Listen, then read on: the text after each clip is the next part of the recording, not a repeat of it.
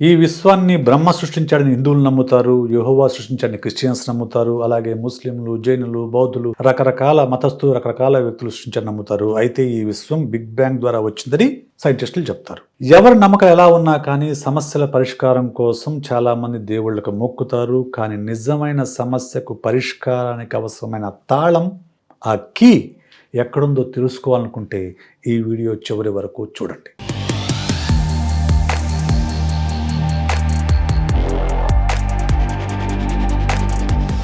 Hi, hello, welcome back to my channel Psy Talks. నేను my psychologist Vishesh. మనిషి అన్నాక మనసు ఉంటుంది, మనసు అన్నాక సమస్యలు ఉంటాయి. సమస్యల పరిష్కారం కోసం రకరకాల వ్యక్తులు రకరకాల పనులు చేస్తూ ఉంటారు. కొంతమంది పూజలు చేస్తారు, కొంతమంది యాగాలు చేస్తారు, కొంతమంది ప్రేయర్స్ చేస్తారు, కొంతమంది తాయెత్తులు కట్టించుకుంటారు, కొంతమంది మాలాంటి సైకాలజీ దగ్గరికి వస్తారు. కానీ నిజంగా సమస్య పరిష్కారం కోసము, లేకుంటే సక్సెస్ కోసము, ఆనందం కోసము అవసరమైన అసలైన తాళం, మూల సూత్రం ఎక్కడ ఉందని తెలుసుకోవాలనుకుంటే నేను మీకు కథ రూపంలో చెప్తాను. సృష్టికర్త మొదట్లో సృష్టికర్త ఈ విశ్వాన్ని సృష్టించడం మొదలుపెట్టాడు, ఈ ప్రపంచాన్ని సృష్టించడం మొదలుపెట్టాడు. భూమిని సృష్టించాడు, నదిని సృష్టించాడు, సముద్రాన్ని సృష్టించాడు, పర్వతాలను సృష్టించాడు, రకరకాల జంతుజాలను సృష్టించాడు. అయితే అతను తృప్తి కలగడంలా వీటన్నిటికంటే గొప్ప శక్తిని, గొప్ప జీవిని సృష్టించాలని చెప్పేసి ఈ అందరిలో ఉన్న తెలివితేటలు, అన్నింటిలో ఉన్న శక్తిని కలిసి ఒక జీవిని సృష్టించాడు. ఆ జీవే మనిషి. సో మనిషిని సృష్టించాడు. మనిషిని సృష్టించాక సృష్టికర్తకి డౌట్ కొడుతుంది. వీడికి ఇన్ని తెలివితేటలు ఇచ్చాను, ఇన్ని శక్తి సామర్థ్యాలు ఇచ్చాను, వీడికి నిజంగా ఏదైనా చెడు తలంపు వస్తే ఈ ప్రపంచాన్ని మొత్తాన్ని నాశనం చేస్తారు కదా అని భయం పట్టుకుంది. భయం పట్టుకొని ఆయనలో ఆయనే మదన పడుతూ ఉన్నాడు. ఎలాగా ఏం చేయాలి మదన పడుతూ ఉన్నాడు. పాపం ఆయన మదన పడుతూ ఉంటే పక్కన జంతువులన్నీ ఉన్నాయి కూడా, ఆయన సృష్టించిన జంతువులన్నీ ఉన్నాయి కదా, అందులోంచి గద్దేముందంటే, ఏం పర్లేదు, ఆ తాళం ఏదో నాకు ఇవ్వండి, ఆ శక్తికి సంబంధించిన తాళం నాకు ఇవ్వండి, నేను తీసుకెళ్ళి ఆ ఎత్తైన చెట్టు కొమ్మ పైన పెట్టేస్తాను, చిటారు కొమ్మను పెట్టేస్తాను అని చెప్పింది. లేకుంటే ఏదైనా ఎత్తైన పర్వతం పైన పెట్టేస్తాను అని చెప్తే, వాడి శక్తి సామర్థ్యానికి తెలియదు, వాడు పర్వతాలను కూడా అధిరోహించగలడు, ఎక్కడికైనా వెళ్ళగలడు అని చెప్పాడు. చేప ఏముందంటే, సరే పర్వతం అంటే ఎక్కుతాడు, నాకు ఇవ్వండి, నేను సముద్రం లోపల దాచిపెడతానని చెప్పింది.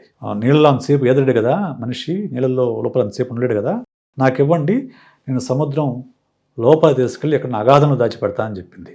చెప్తే, లేదమ్మా, నీకు తెలియదు, నేను సృష్టించిన వాడు చాలా శక్తి గలవాడు, వాడు ఆ నీళ్ళల్లో ఎక్కువసేపు ఉన్నప్పుడు ఏదో కనుక్కుంటాడు, అక్కడ దాకా వస్తాడని చెప్పి. సో ఎలుక ఏమందంటే, సరే గాలి పర్వతం మీదకి వెళ్తాడు, నీళ్ళలోకి వస్తాడు, నాకివ్వండి, నేను బురి చేసుకుంటే అక్కడ భూగర్భంలో దాచిపెడతాను అని చెప్పింది. నీకు తెలియదమ్మా, వాడు దానికి కూడా ఏదో సృష్టిస్తాడు, భూమిని తవ్వుకుంటూ వస్తాడని చెప్పింది. మరి ఏం చేయాలి అని మదన పడుతూ ఉంటే అప్పుడు కోతి ఉండేసి, అక్కడ ఇక్కడ దాచిపెట్టం ఎందుకు, ఆ తాళం ఏదో వాడి లోపలే దాచిపెట్టండి, సరిపోతుంది అన్నాడు.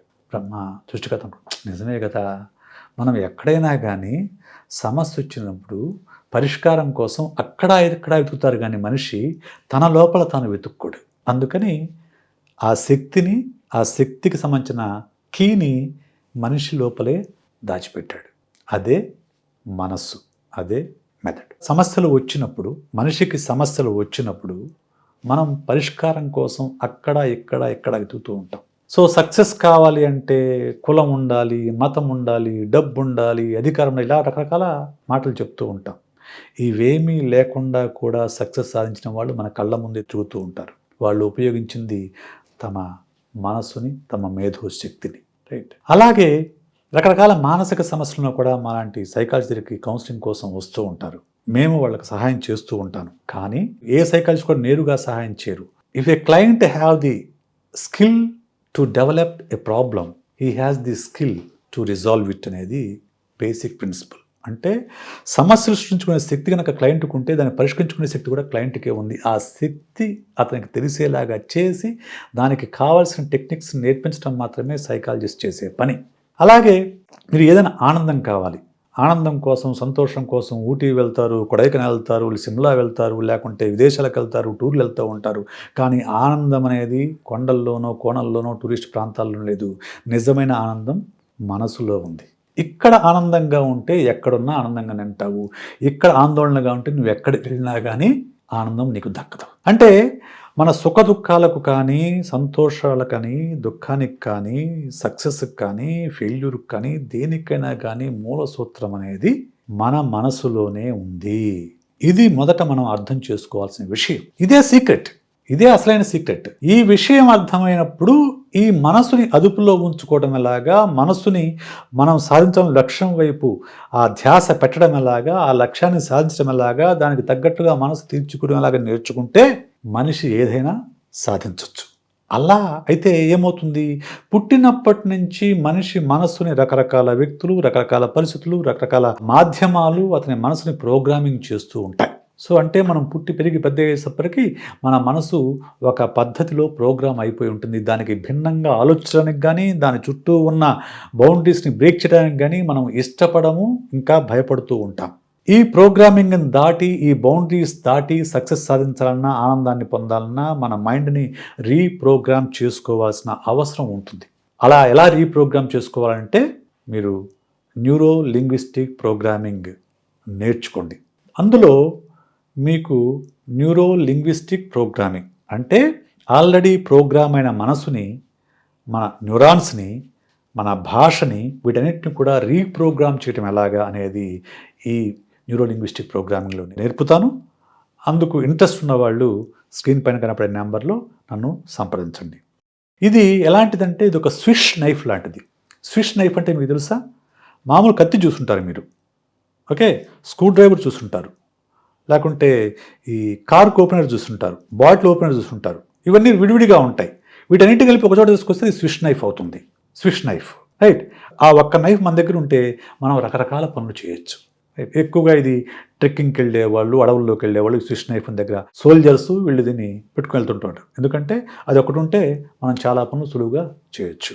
అలాగే ఎన్ఎల్పి ఒకటి నేర్చుకుంటే మీరు జీవితంలో అయినా, చదువులో అయినా, ఉద్యోగంలో అయినా, సొసైటీలో అయినా, భార్యాభర్తల సంబంధాల్లో అయినా, బిజినెస్లో అయినా, దేనిలో అయినా కానీ దానికి తగ్గట్లుగా మీ మనస్సుని, మీ ఆలోచనల్ని, మీ మెంటల్ స్ట్రాటజీస్ని, మెంటల్ మోడల్స్ని రీప్రోగ్రామ్ చేసుకుని మీరు అనుకున్నది సాధించడానికి కావాల్సినట్లుగా రీప్రోగ్రామ్ చేసుకోవడానికి ఈ ప్రోగ్రామ్ మీకు ఉపయోగపడుతుంది. అలాగా ఎన్ఎల్పి అనేది స్విష్ లైఫ్ లాగా పనిచేస్తుంది.